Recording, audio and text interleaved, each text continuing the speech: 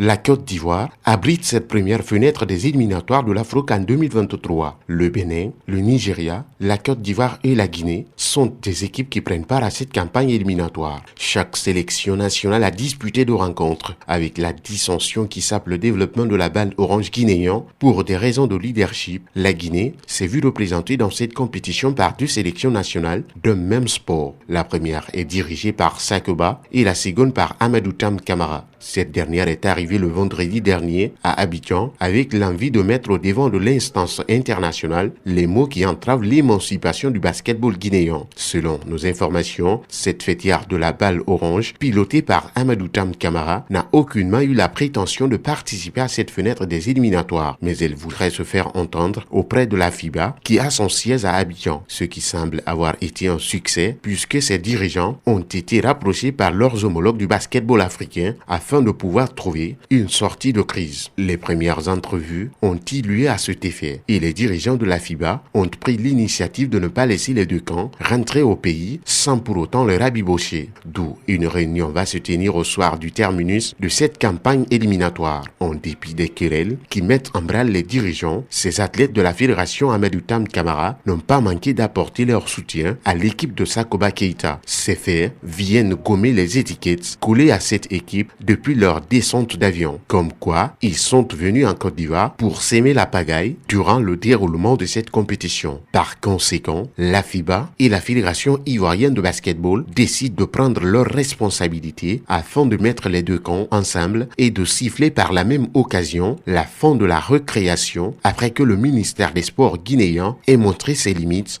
Une rencontre est prévue pour ce dimanche entre les parties concernées et les autorités de la Fédération internationale de basketball dans les prochaines heures.